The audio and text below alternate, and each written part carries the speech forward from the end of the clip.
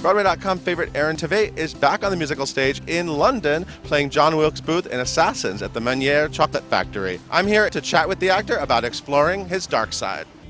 Aaron Tveit? Hey! Where the hell are we? Welcome to the Assassins at the Meunier Chocolate Factory Christmas Is that what party. this is? Yes. So we are actually in the basement. We're in the basement of the Meunier Chocolate Factory, not Charlie's Chocolate Wait, how do you say Factory. The Meunier. Meunier. Okay. That's how I say it. Is that right? You say it the fancy. Meunier? No, you say it. That's good. I don't know. Meunier. So that means at one point they made chocolate here? You know, I haven't asked. Is it the fact maybe this basement there was actual chocolate? There could be. It doesn't smell like chocolate. Yeah, I can't picture anything like that. But I assumed that it was a chocolate factory at some point. And they just made that up. That'd be a very misleading name if it wasn't. So, wow, Merry Christmas. Hey, Merry Christmas to you too. This is crazy. Yeah. And we're drinking pure vodka. That's right. Vodka for Christmas. Cheers. Cheers. Here we are. And this is, upstairs is the theater. And you are in Assassins. Yes, I am. And you are John Wilkes Booth. Yep, I'm killing Abe Lincoln nightly, 7 times a week. Only 7? Only 7. You get one show off in London? Yeah, no, I'm not going to do 8. I just do 7. No, we do 7 shows a week here, which is amazing, actually.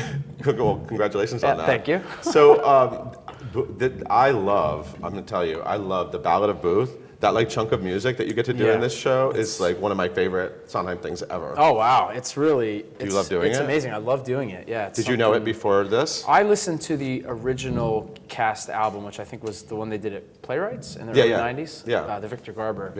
Yeah. Version. So I listened to that I stood one a in lot. line to get cancellation tickets for that production. Really? I did. Oh man. You were in kindergarten. I will not something. say how old I was at that point.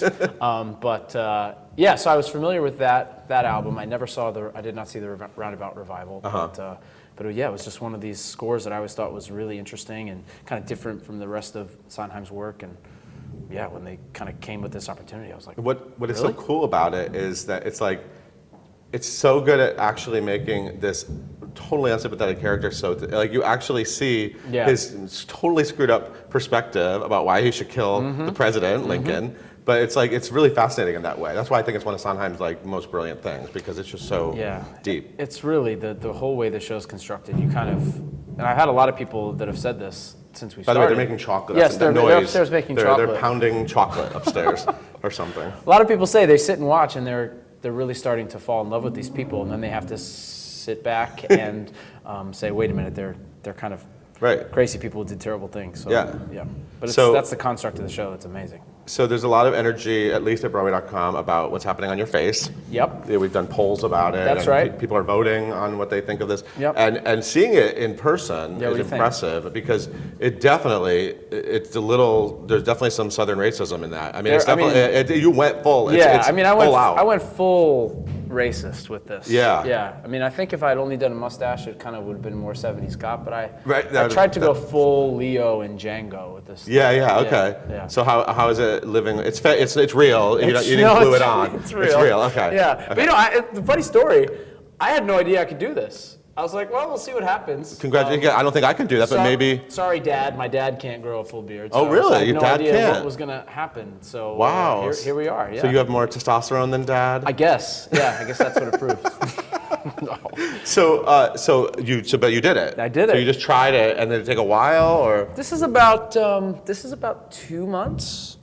And are there different lengths? Yeah, well, there's a trimming process happening. I've been going to the proper barber, as they would say here in London, to go get it trimmed and cleaned up. And I've learned a lot about beard oil and beard moisturizer and things I had no idea that I would ever be dealing with. Yeah, there are actually things you can put on it that won't make it smell disgusting. That's right. Right. Yeah. So yours doesn't smell disgusting. It does not. No, I've been beard moisturizing. Okay. Good. I'm glad, because that'd be gross. And your hair looks good. Thank you. You still have the Aaron Tveit hair. The hair, 85% of my work is my hair, so that's why I know that. I relate to that. Your hair looks great too. Thank you. Yeah. So John Wilkes Booth, was his hair like this? Johnny's was a little bit. He had a kind of a side part with all the way, and it was a little more. I think a little greasier, a little more unkempt. I went a little more kempt. His probably smelled. His probably didn't smell great. There's definitely an odor. Yeah. So you're in London. Yeah. For Christmas. Can you guys tell? What are you doing for Christmas? I'm actually going home for Christmas. You're going back to New York. We have 3 days off, which is amazing. So I'm going to take a quick trip home to New York and get to see my folks, which is nice because it's kind of at my 2-month mark being here. So as much as I love London, Yeah. my heart is yearning for some Right. America right Right. now. So it'll be nice to go back. So the living here, you did Les Mis here. When you did. filmed Les Mis, Yeah. what was that, like 2.5 years, 3 years 2 ago? years, yeah, about 2 years ago. Next month, I was when I came to. No, 3 years ago. Next month is when I came. Right. Wow. Yes. Yeah. So, and you lived here then, I did. but what's it like this time? And now you know Well, people and... You know, especially I was here for that time for rehearsal where I was literally just kind of going out to Pinewood, having dialect coaching. We were kind of staging the movie per se, and then I'd go home, but I didn't know anyone. And so, you know, it gets, you kind of travel all the time. It does get lonely sometimes. You were alone, but I was just sitting alone. I was with alone your iPad and... with my iPad and my UK Netflix, Okay. not the US Netflix. Okay. Is there anything good on UK Netflix There's that we good don't stuff, have, but or- you know, when you plan to watch things, you okay, can't. so what you were planned... It's difficult, but It was the dark period of your life. It was. But you tough. put it all in the role. I put it all in the role, exactly. But no, this time around it's been very different. I made some great friends during that experience, and so kind of being here and also being on a theater schedule. The filming Right. was 12, 14 hours a day, and so the one day off you're just dead. At least this you kind of get to have a life. Right. So So you're going out. You're having you're hitting London. Yep. Yeah, it's Yep. good. I've been doing the touristy stuff, but also like actually having a semblance of a social life, which is a nice thing. Cool. Yeah. So how's the cast? You having Cast fun? is amazing. Yeah. It's like A killer cast. it's a killer I cast. just gave that quote to the production. Pun intended.